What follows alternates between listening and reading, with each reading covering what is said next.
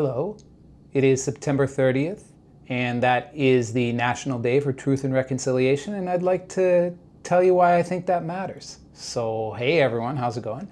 My name's Dave Plus, and usually I teach science and I talk about the nature of the world, but today I'd like to talk about the nature of this day and why I think it matters. So, I'm wearing my orange shirt, and I'm not going to tell you too much about the story of the orange shirt, other than it directly relates to Canada's history of residential schools. And deeper than that, it represents our colonial history, our colonial past, and ultimately our attempted genocide on First Nations people. And when I use that word, I use that word because the idea was that Indigenous people would disappear. That was the plan 50, 100 years ago. When you read the books, when you talk to the people, and I'm not here to put anyone down in the past. I think people in the past were doing the best with what they had. And I think they thought they were doing the right thing. But we can look at it from this more advantaged position in the future, in our present, and say that maybe they weren't.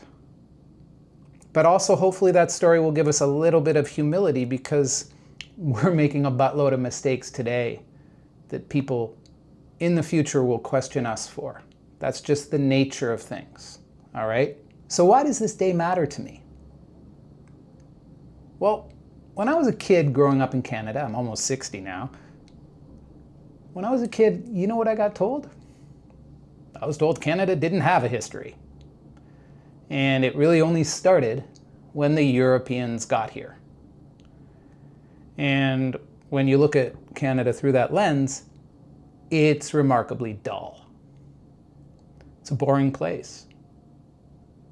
And I guess it kind of was a boring place to the Europeans who first came here and settled, because really all they wanted to do was get as much money as they could possibly get here and go back to jolly old England.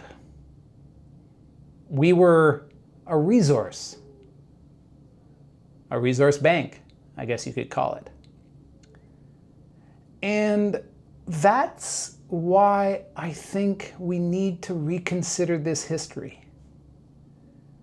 We need to reconsider who we are now, because we're not those people anymore. Sir John A. Macdonald is a bit of a controversial figure in history. I get it. Actually worked at a school called Sir John A. Macdonald, and there was a lot of question over whether they should even keep that name. But I'm not here to bury Sir John A. Macdonald. I am here to tell you, though, his vision for Canada doesn't exist anymore. So however you might feel about Sir John A. Macdonald, to say that he's Canada's founding father, well, that's not exactly the whole story, is it? He was an important historical figure to preserve Canada as a place that's not the United States. Why would you want to do that? Well, because Canada was a dominion when it started out, which means we really were there to provide stuff for England. We got to be a country, but only because they figured that was the easiest way to administer the stuff. The stuff was all going to go back to England. And that kind of changed in 1920 with something called the Dominion Act. And then ultimately in the 1980s, we got our own constitution on this soil. So going forward, we made all these choices, we made all these decisions, we tried to, quote unquote, civilize Indigenous people in residential schools because we were trying to be upstanding members of the British Empire. My dad, who was a Lithuanian immigrant, his dream was to be a fine British gentleman growing up in Canada. Like, he was never going to really get into the club, but he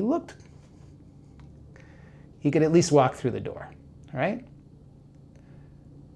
But there are no fine British gentlemen in Canada anymore. And if you go back to the fine British gentlemen in England, don't think they really care about Canada. They got their own stuff to worry about. They got their own fish to fry.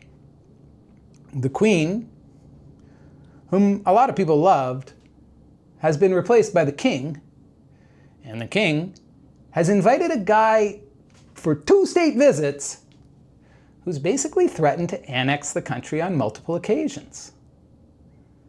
So again, that's not our dominion.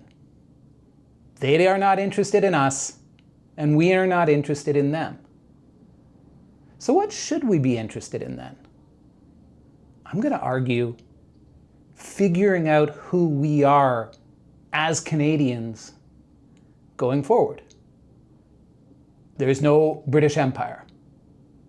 We're not here to provide ships and materials to build ships so that England can rule the waves. So what are we? Well, that's a good question. I would argue we're still figuring that out. And I'm okay with that. But if we are still figuring that out, we have a chance to figure out how to deal with what happened in the past.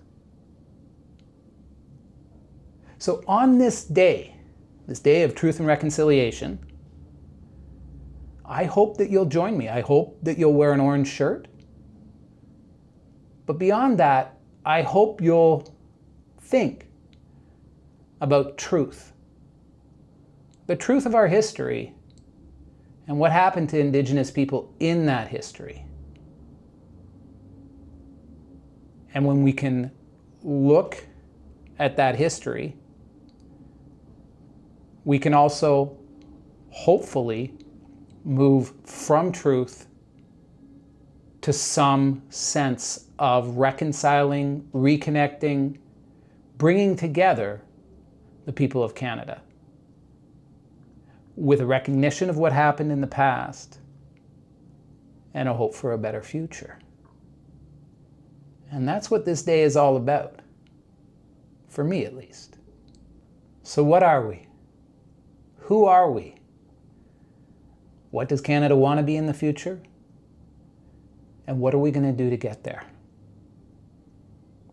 That's what I'm thinking about on this day. And I'm starting with the most important relationship, our relationship with our First Nations. If you made it to the end of the video, I want to thank you. All the like and subscribe stuff, go for it. And hope I gave you something to think about. Please comment in the comments below if you have any questions, thoughts. And if you got an orange shirt, put it on. Peace.